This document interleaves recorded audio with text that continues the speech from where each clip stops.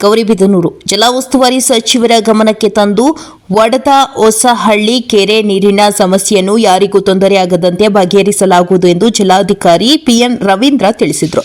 ನಗರದ ಪ್ರಜಾಸೌಧದಲ್ಲಿ ಅಮೃತ್ 2 ಯೋಜನೆಯಡಿಯಲ್ಲಿ ವಡದ ಹೊಸಹಳ್ಳಿ ಕೆರೆ ನೀರನ್ನು ನಗರಕ್ಕೆ ಹರಿಸುವ ಕುರಿತಂತೆ ಕೆರೆ ಅಚ್ಚುಕಟ್ಟು ರೈತರ ಮತ್ತು ನಗರದ ಜನಪ್ರತಿನಿಧಿಗಳೊಂದಿಗೆ ಏರ್ಪಡಿಸಿದ ಕಾರ್ಯಕ್ರಮದಲ್ಲಿ ಮಾತನಾಡಿದ ಅವರು, ನಗರದಲ್ಲಿ 60,000 ಜನಸಂಖ್ಯೆ ಇದೆ. ಹೋಗಿ ಬರುವವರು ಸೇರಿದಂತೆ 70 ರಿಂದ 85 ಸಾವಿರ ಆಗುತ್ತದೆ. ವಡದ ಹೊಸಹಳ್ಳಿ ಕೆರೆಯು 2005, 2010 ಮತ್ತು 2015ರಲ್ಲಿ ಮಾತ್ರ ತುಂಬಿತ್ತು. ಒಮ್ಮೆ ಕೆರೆ ತುಂಬಿದ್ರೆ 345 MCFTಯಷ್ಟು ನೀರಿನ ಶೇಖರಣೆ ಆಗುತ್ತದೆ. ಆದರೆ ಈಗ 19 ಅಡಿಗಳಷ್ಟು ಹುಳು ತುಂಬಿದೆ.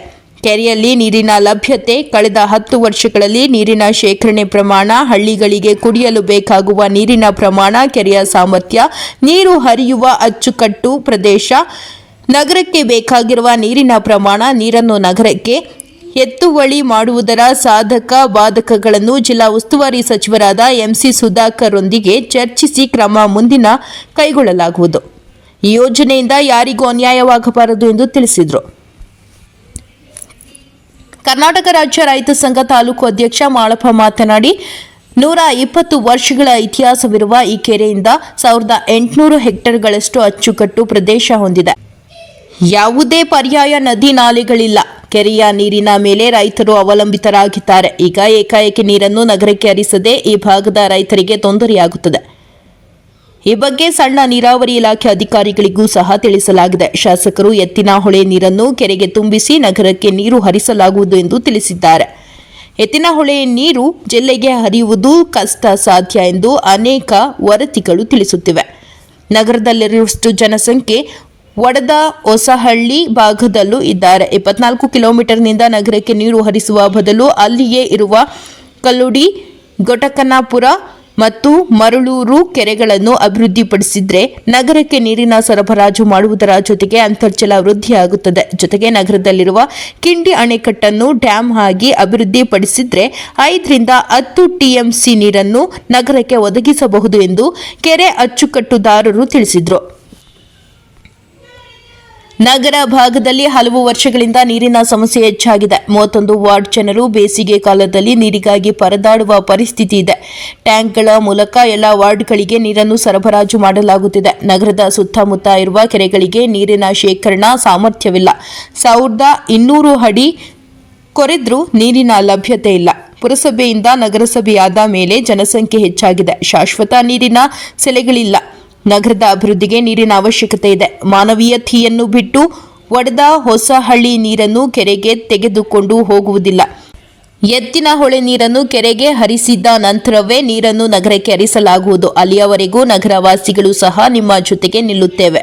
ಸರ್ಕಾರ ಯಾರಿಗೂ ತೊಂದರೆಯಾಗದಂತೆ ಉತ್ತಮ ನಿರ್ಧಾರ ಕೈಗೊಳ್ಳಬೇಕು ಎಂದು ನಗರದ ಜನಪ್ರತಿನಿಧಿಗಳು ತಿಳಿಸಿದರು.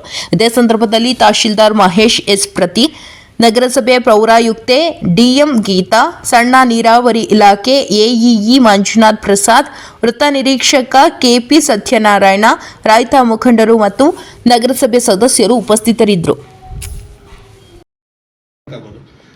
ಆ ಕಡೆ ಎಲ್ಲೂ ಪೈಪ್ ಲೈನ್ ಆಗಿಲ್ಲ. ಎತ್ತಿನಹೊಳೆದು ಇಲ್ಲಿ ತರ್ತೀವಿ ಅಂತ ನಮ್ಮೂರ್ ಕೆರೆ ಮಾತ್ರ ಮೆನ್ಷನ್ ಮಾಡ್ತಾ ಇದ್ರು, ನಾವು ತರ್ತೀವಿ ಅಂತ. ಅಷ್ಟು ಆ ಕಡೆ ಎಲ್ಲ ಬಂದ್ರೆ ನಮಗೆ ಬರುತ್ತೆ ಸರ್. ನೀವು ಅದನ್ನೆಲ್ಲ ಯೋಚನೆ ಮಾಡಿ ದಯವಿಟ್ಟು ಸರ್, ನೀವು ಯಾವುದೇ ಡಿಸಿಷನ್ ತಗೊಳ್ಳೋದು ರೈತನ ಗಮನದಲ್ಲಿ ಇಟ್ಕೊಂಡು, ಇವ್ರಿಗೆ ವ್ಯವಸ್ಥೆ ಇಲ್ಲ ಅಂದ್ರೆ ನಮ್ಮ ಮೊಟ್ಟೆ ಹೊಡಿವಿ ಸರ್. ಟೌನ್ ಅವ್ರಿಗೆ ವ್ಯವಸ್ಥೆ ಇಲ್ಲ ಅಂದ್ರೆ ನಮ್ಮ ಮೊಟ್ಟೆ ಹೊಡಿವಿ ಅಷ್ಟೇ ಸರ್. ನಾವು ಹೇಳೋದು ಇದು ಅದೇ ಆಗುತ್ತೆ ಅಂತ ಹೇಳ್ಬಿಟ್ಟು ನಾವು ಭವಿಷ್ಯ ಮುಂದೆ ಬರೋದು ಇವಾಗ ಹೇಳ್ತಾ ಇದ್ದೀವಿ. ವಿಷ ಕುಡಿಯೋದಂದೇ ಸರ್ ಬಾಕಿ ಇರೋದು ನಿಮ್ಗೆ. ಯಾಕಂದ್ರೆ ನಮ್ಮವ್ರು ಹೆಚ್ಚಾಗಿ ಹೇಳವ್ರೆ, ನಾವು ವಿಸ್ತಾರವಾಗಿ ಇನ್ನೂ ಹೇಳಕ್ಕಾಗಲ್ಲ. ವಿಷ ಕುಡಿದು ಸಾಯೋದಷ್ಟೇ. ನೀವು ಅದು ತಗೊಂಡ್ ಬಂದ್ರೆ ನಾವು ಅಲ್ಲೇ ಏನಾದ್ರು ಮಾಡ್ಕೊಂಡು ಸತ್ತೋಗೋದು ಇದಂತೂ ಗ್ಯಾರಂಟಿ ಇದೆ ಪಕ್ಕ. ಇದು ನಮ್ಮ ಮನವಿ. ಕಿಂಡಿಯಲ್ಲಿ ಡ್ಯಾಮ್ ನಿರ್ಮಾಣ ಮಾಡಿದ್ರೆ ಯಾರಿಗೂ ತೊಂದರೆ ಆಗಲ್ಲ. ಈಗಾಗಲೇ ಈ ಕಿಂಡಿ ಅಣೆಕಟ್ಟಿನ ಸಹಜ ಸ್ಥಿತಿ ಇರೋದು ಉದ್ದ 4 ಕಿಲೋಮೀಟರ್, ಅಗಲ 120 ಮೀಟರ್ ಇದೆ. ಆಮೇಲೆ ಆಳ 30 ಮೀಟರ್. ಇಲ್ಲಿ ಸುಮಾರು 1,44,00,000 ಘನ ಮೀಟರ್ ಅಷ್ಟು ನೀರು ಶೇಖರಣೆ ಆಗ್ತಿತ್ತು. ಆದರೆ ಪೂರ್ತಿ ಶಿಥಿಲಾಗೋಗಿದೆ. ಒಂದು ಅರ್ಧ ಅಡಿ ಕೂಡ ನೀರು ನಿಲ್ತಾ ಇಲ್ಲ.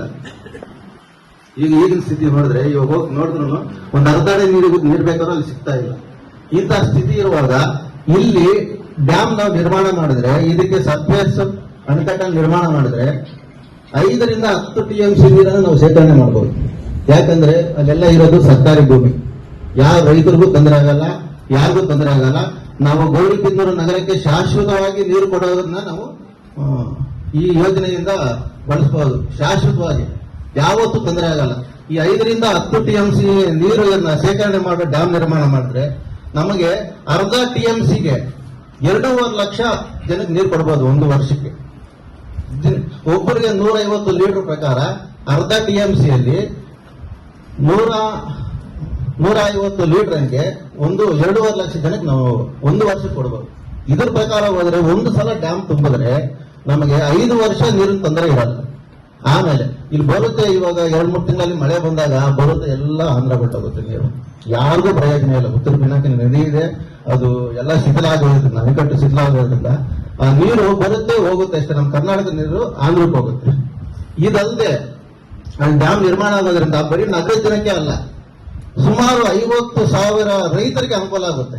ಯಾವ ರೀತಿಯಷ್ಟು ನೀರನ್ನ ಪೂರ್ಣ ಪ್ರಮಾಣದಲ್ಲಿ, ಅಂದ್ರೆ ಈಗ ಏನ್ ನಾವು ಬೋರ್ವೆಲ್ಗಳನ್ನ ಅವಲಂಬನೆ ಮಾಡಿಕೊಂಡು ಇವತ್ತು ನಗರಕ್ಕೆ ನೀರನ್ನ ನಾವು ಕೊಡ್ತಾ ಇದ್ದೀವಿ, ಸಂಪೂರ್ಣವಾಗಿ ಪರಿಪೂರ್ಣವಾಗಿ ನಾವು ಆ ಕೆರೆಯಿಂದಲೇ ತಗೊಳ್ಳೋದಾದ್ರೆ ಅಷ್ಟು 7.5 MLD ಅಷ್ಟು ನೀರನ್ನು ನಾವು ಬಳಕೆ ಮಾಡಬೇಕಾಗುತ್ತೆ. ಸೊ ಹಾಗಾಗಿ ಈಗ ಇರ್ತಕ್ಕಂತಹ ನೀರನ್ನ ರೈತ ಬಾಂಧವರು ಇರ್ತಕ್ಕಂಥ ನೀರನ್ನ ನಗರಕ್ಕೆ ಅಲ್ಲಿಂದನೇ ಲಿಫ್ಟ್ ಮಾಡಿ ತಕ್ಷಣವೇ ಕೊಡ್ತಕ್ಕಂಥ ಕಾರ್ಯಕ್ರಮ ಇದು ಆಗಿಲ್ಲ ಅಂತ ಹೇಳಿ ನಾನು ಭಾವಿಸ್ತೀನಿ. ಗೊತ್ತಾಯ್ತಲ್ಲ, ಅದಕ್ಕೆ ನೀವು ಸಹ ಒಪ್ಪೋದು. ಹಾಗಾಗಿ ತಾವೆಲ್ಲರೂ ಕೂಡ ಏನು ಇವತ್ತು ವಿಷಯವನ್ನು ಮಂಡಿಸಿದ್ದೀರ, ನಿಮ್ಮ ಪ್ರಮುಖವಾದ ವಿಷಯ ಇಷ್ಟೇ. ಮೊದಲನೇ ವಿಷಯ, ನಾವು ನೀರನ್ನು ಕೊಡಲಿಕ್ಕೆ ತಯಾರಿದ್ದೀವಿ ಒಂದು. ಆಗ ಕಂಡೀಷನ್ ಏನಿದೆ ಅಂದ್ರೆ, ಮೊದಲು ಆ ಎತ್ತಿನ ಹೊಳೆ ನೀರನ್ನು ನಮ್ಮ ಕೆರೆಗೆ ತುಂಬಿಸ್ತಕ್ಕಂಥ ನಿಟ್ಟಿನಲ್ಲಿ ನೀವು ನಮಗೆ ಪೂರ್ಣ ಪ್ರಮಾಣದ ಒಂದು ಆದೇಶವನ್ನು ನಮಗೆ ಮಾಡಿಕೊಡಬೇಕು ಇರ್ತಕ್ಕಂಥ ಮಾತನ್ನು ನೀವು ಹೇಳಿದ್ದೀರಿ. ಗೊತ್ತಾಯ್ತಲ್ಲ. ಹಾಗಾಗಿ ಈ ನಿಟ್ಟಿನಲ್ಲಿ ಇಂತಹ ಒಂದು ವಿಷಯದಲ್ಲಿ ನಾವು ಸರ್ಕಾರದ ಅಂದ್ರೆ ಮಾನ್ಯ ಉಸ್ತುವಾರಿ ಸಚಿವರ ಅವರ ಬಳಿ ಈ ಎಲ್ಲ ವಿಷಯಗಳನ್ನು ನಾನು ಅವರ ಗಮನಕ್ಕೆ ತರ್ತೀನಿ. ತಂದು ನಂತರದಲ್ಲಿ ನೀರಿನ ಹಂಚಿಕೆಯನ್ನ ಯಾವ ರೀತಿ ಮಾಡ್ಕೊಳ್ಬೇಕು ಎಂಬತಕ್ಕಂಥ ಒಂದು ತೀರ್ಮಾನವನ್ನ ಕೈಗೊಳ್ತಕ್ಕಂಥ ನಿಟ್ಟಿನಲ್ಲಿ ಇವತ್ತು ನೀವು ನೀಡಿರ್ತಕ್ಕಂಥ ವಿಷಯ ಏನಿದೆ ತುಂಬಾ ಸಹಕಾರಿಯಾಗಿದೆ. ಗೊತ್ತಾಯ್ತಲ್ಲ. ಹಾಗೇನೆ ಮತ್ತೊಂದು ಏನ್ ಹೇಳ್ತಾ ಇದ್ದೀರಾ ಅಂದ್ರೆ, ನೀವು ಪೈಪ್ ಲೈನ್ ಅನ್ನ ಮಾಡ್ಲಿಕ್ಕೂ ಕೂಡ ನಾವು ಅವಕಾಶ ಕೊಡುವುದಿಲ್ಲ. ಏನು ಅಮೃತ್ 2.0 ಅಂಡರ್ ನಲ್ಲಿ ನಾವು ಪೈಪ್ ಲೈನ್ ಮಾಡ್ಲಿಕ್ಕೂ ಕೂಡ ಅವಕಾಶ ಕೊಡೋದಿಲ್ಲ ಅಂತಕ್ಕಂಥ ಮಾತನ್ನು ಹೇಳಿದ್ದಾರೆ. ಆದ್ರೆ ಪೈಪ್ ಲೈನ್ ಅನ್ನ ಏನು ಸರ್ಕಾರದ ಯೋಜನೆ ಇದೆ ಅಥವಾ ಟೆಂಡರ್ ಪ್ರಕ್ರಿಯೆ ಏನಿದಾವೆ ಅದನ್ನೆಲ್ಲ ಮಾಡಿಕೊಂಡು ಆ ಒಂದು ಟೆಂಡರ್ ಪ್ರಕ್ರಿಯೆಯಲ್ಲಿ ಕಾಮಗಾರಿಗಳನ್ನ ಕೈಗೊಂಡ ಮಾತ್ರಕ್ಕೇನೆ ಅಲ್ಲಿಂದ ಏನು ನೀರು ತಕ್ಷಣವೇನು ಡ್ರಾ ಮಾಡಲಿಕ್ಕೆ ಹೋಗೋದಿಲ್ಲ. ಗೊತ್ತಾಯ್ತಲ್ಲ. ಅದನ್ನು ನಾನು ಚರ್ಚೆ ಮಾಡ್ತೀನಿ ಮಾನ್ಯ ಜಿಲ್ಲಾ ಉಸ್ತುವಾರಿ ಸಚಿವರೊಂದಿಗೆ. ಈ ವಿಷಯವನ್ನ ನೀವೇನು ಹೇಳಿದ್ದೀರಾ ಆ ವಿಷಯವನ್ನು ಅವ್ರ ಗಮನಕ್ಕೆ ತರ್ತಕ್ಕಂಥ ಒಂದು ಕೆಲಸವನ್ನು ಕೂಡ ನಾವು ಮಾಡ್ತೀವಿ. ಒಟ್ಟಾರೆ ಇದುವರೆಗೂ ಕೂಡ ನೀವೆಲ್ಲರ ಒಂದು ವಿಷಯಗಳು ಏನಿದಾವೆ ಅಂದ್ರೆ, ಏನು ವಾಟರ್